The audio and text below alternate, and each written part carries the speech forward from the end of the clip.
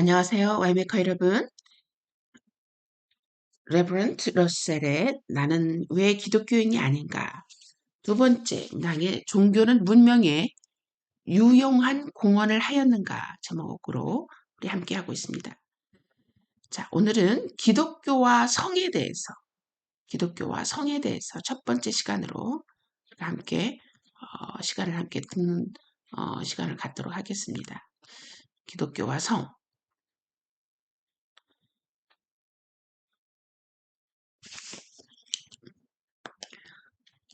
그러나 뭐라고 하여도 기독교의 최악의 면은 성에 대한 태도이며 이 태도는 로마 제국이 쇠망해 가던 당시에 문명 세계의 고질과 관련해서 생각할 때에만 이해될 수 있는 병적인 부자연스러운 태도인 것이다. 우리는 가끔 기독교가 여자의 지위를 개선하였다는 뜻의 말을 듣는다. 그러나 이는 역사상에 있을 수 있는 가장 엄청난 착오의 하나이다. 여자들은 엄격한 윤리 규범을 벗어나서는 안 된다는 것을 가장 중대한 일로 생각하고 있는 사회에서는 여자들은 웬만한 지위를 차지할 수 없다. 수도승들은 언제나 여자를 무엇보다도 요사한 것으로 생각해왔다. 즉 여자를 주로 불순한 유욕을 자극하는 자로 생각해 왔다는 것이다. 교회에서는 과거도 그러했지만 지금도 역시 가르치기를 처녀성을 고수함이 가장 좋은 일이다. 그러나 이것이 불가능한 자는 결혼해도 좋다고 한다. 성 바울이 무자비하게 말하듯이 즉 정욕에 불타는 것보다는 결혼함이 나으리라 라는 것이다. 결혼은 전혀 없앨 수 없는 것이라 정하면서도 모든 사랑의 기교는 배격함으로써 교회는 허용할 수 있는 유일한 성의 형식을 극소한 쾌락과 많은 고통을 내포하는 것으로 만들기에 최대 노력을 기울였다. 실상 산하 제한에 대한 반대도 같은 동기에 서 있는 것이니 즉 만일 한 여자가 지쳐서 죽을 만큼 매년 아이를 낳게 되면 결혼 생활에서 많은 쾌락을 얻을 수 없게 된다.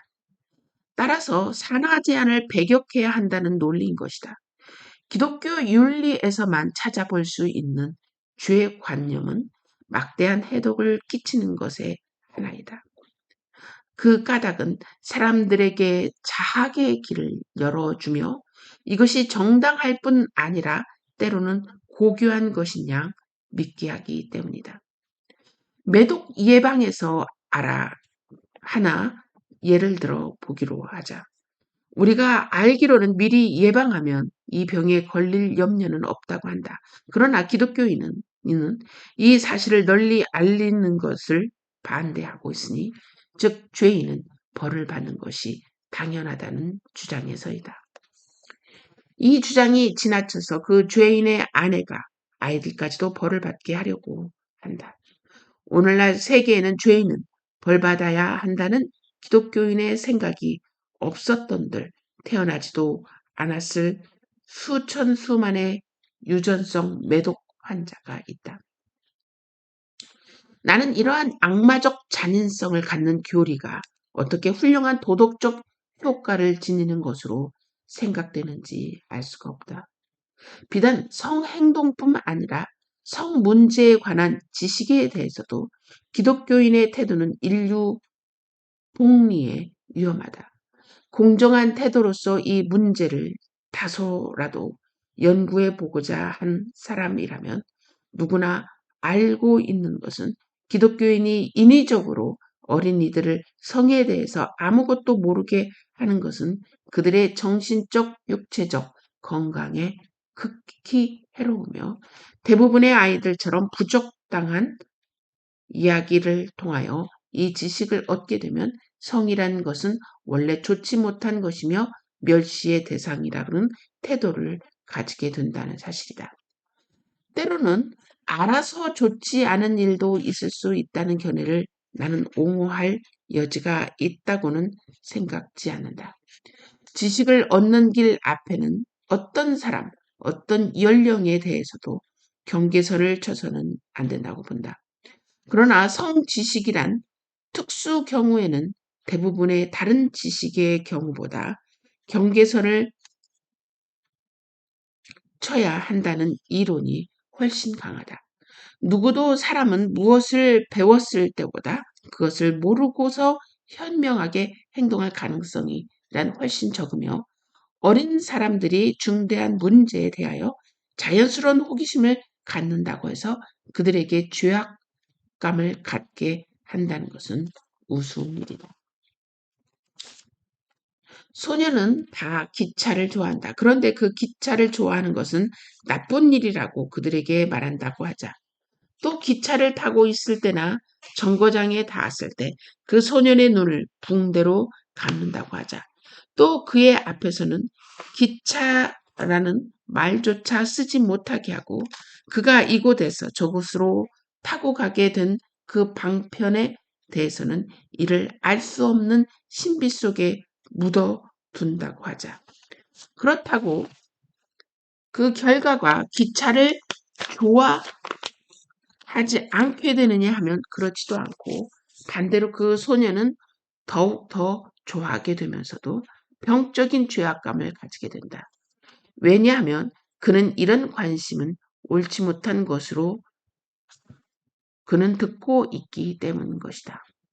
좀 적극적인 머리를 가진 소년이라면 누구나 이로 말미암아 다소간의 신경쇠약에 걸리지 않을 수 없다. 이것이 바로 성 문제에 일어나는 현상이다. 그러나 성은 기차보다 더 재미가 있으니까 결과는 더욱 좋지 않다. 기독교 사회의 성인은 거의 다 그의 어린 시절의 성 지식에 대한 금기 때문에 어느 정도 신경병에 걸리지 않은 사람이 없다. 이와 같이 인위적으로 주입된 죄악감을 후년에 가서 잔인과 겁과 치둔의 한 원인이 된다. 어린아이가 성에 대해서나 또는 다른 일에 대해서나 알고 싶어하는 일이면 무엇이나 이것을 알지 못하게 해야 할 등의 타당한 이유도 없다. 그러므로 이 사실이 초등교육에서 인식되지 않는다면 우리는 건전한 국민을 결코 얻지 못할 것이며 이는 또한 교회가 교육 정책을 좌우할 수 있는 동안에는 불가능할 것이다. 이와 같은 비교적 세부적인 반대를 제쳐놓고라도 기독교의 근본 교리는 수많은 윤리적인 오류를 범하기 때문에 이를 받아들일 수가 없다. 우리가 듣기로는 이 세계는 선하고도 만능이신 신이 만들었다고 한다. 신은 세계를 창조하기 전에 앞으로 이 세계가 가질 모든 고통과 불행을 예견하였다. 그러므로 신은 이 모든 일에 책임이 있다. 이 세상의 고통은 죄악 때문이라고 하는 것은 소용없는 이야기다. 첫째로 이것은 사실이 아닌 것이, 즉 강물이 홍수가 되어 독을 넘거나 둑을 넘거나 화산이 폭발하는 것은 죄악 때문이 아니다. 그러나 그렇다고 하더라도 결론은 마찬가지다. 만약 내가 아이를 낳는데 그 아이가 앞으로 살인광이 될 아이인 줄 알면서 낳는다고 하면 그의 죄에 대하여 내가 책임이 있는 것이다. 만일 신이 미리 인간이 범할 죄를 알았다면 그는 인간을 창조하려고 결정할 때 이런 죄악의 모든 결과에 대하여 명백히 책임이 있었다. 대체 기독교의 이론은 이 세상의 고통은 죄악을 씻기 위한 것이고 따라서 잘된 일이라고 한다. 이 이론은 말할 것도 없이 자기 이론화에 지나지 않는다. 그러나 아무렇든 대단히 졸렬한 이론이다. 나는 어느 기독교인 한 분이 나와 같이 어느 병원에 아동병실로 가서 거기에서 겪고 있는 고통을 눈으로 보고 나서 이 아이들이 도덕적으로 버림을 받고 있기 때문에 이렇게 고통을 받는 것이라고 한 번 주장해 보라고 하고 싶다. 이런 말을 하자면 그는 자기 마음속에 모든 자비심을, 동정심을 모조리 파괴해 버리지 않으면 안 될 것이다. 쉽게 말해서 그는 그가 믿는 신과 마찬가지로 잔인해지지 않으면 안 된다. 이 고뇌에 찬 세상에 있어서 만사가 최선을 향해서 나아가고 있다고 믿는 사람은 언제나 고통과 불행에 대한 변명의 구실을 찾지 않으면 안 될 터이며 그의 윤리관의 가치에 손상을 받지 않을 사람은 없다.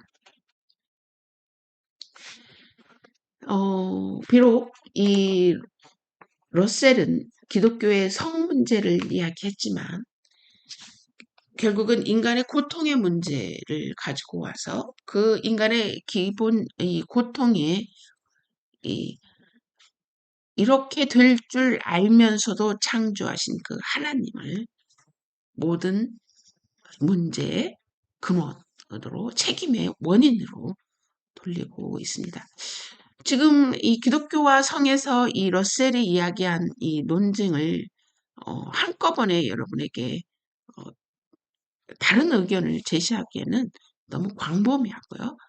여기에서는 이제 성이니까 성에 대해서만 한번 간추려서 이야기를 C.S. 루이스의 생각을 이야기해 본다면 여러분 C.S. 루이스는 처음에 이 보편적 기독교의 원리를 이야기하고 있습니다. 보편적 기독교의 원리는 뭐냐면 바로 우리가 원한다고 해서 사무하고 이 성교를 하면 안 된다는 것이 기독교의 기본적인 원리라 이야기하고 있습니다. 그건 시대와 문화를 넘어선 원리라는 거죠. 두 번째, 우리가 이렇게 성에 대해서 엄청난, 다른 것보다 엄청난 이 집중도가 있다고 한다면, 이 성에 대해서 지금 뭔가 우리가 잘못된 현상이 일어나고 있다는 것을 인식하고 있는 게 중요하다. 그 예를 뭘로 듭니까? 서커스의 예를 들면서 서커스의 단원이 나와서 쟁반 위에 음식을 놓고 사람들 앞에 올렸더니 많은 사람들이 환호성을 쳤다. 그러면 외부의 사람들이 이 장면을 보면 이 지역에는 이 음식에 문제가 있나 보구나 라고 예측할 수 있게 되는 거죠. 자, 똑같은 상황에 많은 사람들이 어떤 스트립걸, 옷을 벗는 여자의 모습을 보고 막 많은 사람들이 환호를 치고 호기심을 갖고 놀랍게 여기고 그것에 대해서 많은 이야기를 하고 한다고 한다면 이 지역에는 성에 대해서 어떤 어, 어, 문제가 있구나. 또 고갈된 뭐 어떤 문제일까? 어떤 성에 대해서 집중도가 있구나라고 생각을 하게 되는 거죠. C.S. 루이스는 그렇게 이야기를 전개하면서 음, 뭐라고 이야기하냐면 기독교의 원리가 문제가 있었던 것이 아니었다라는 것을 얘기하고 있습니다.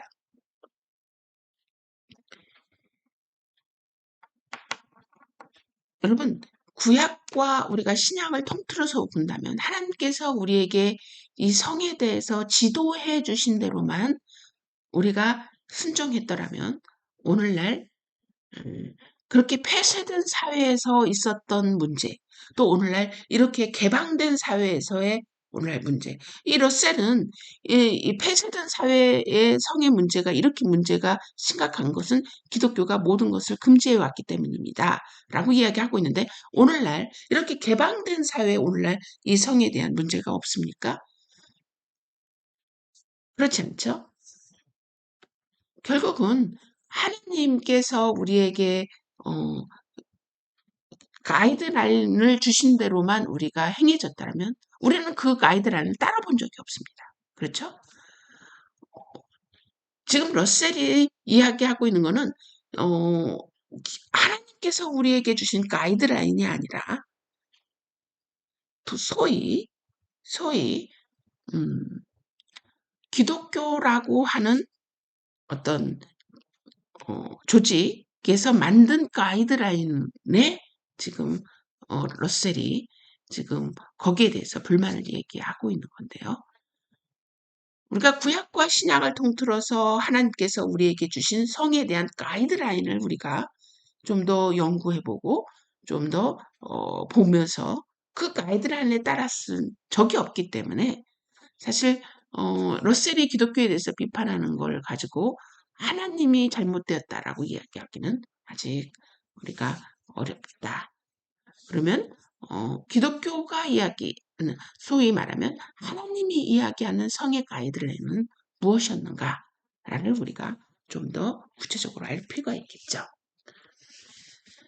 자, 러셀은 성 문제를 가져와서 이 인간의 고통의 문제를 가져왔습니다. 그 고통의 문제는 이런 것들을 다 알고 창조하신 하나님을 책임과 원인으로 두고 있는 거죠. 이거는 일반적인 많은 무신론자 또 하나님을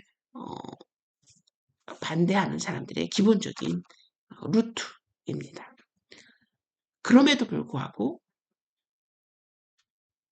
이 하나님이 초신 하나님이다라고 하고 생각하는 사람들이 대다수라는 거죠. 그 이유는 무엇일지 여러분은 또 그 이유도 한번 여러분이 알아봐야 하지 않나 하는 도전을 드립니다. 자, 또 다음 시간 다른 내용으로 여러분을 찾아뵙습니다.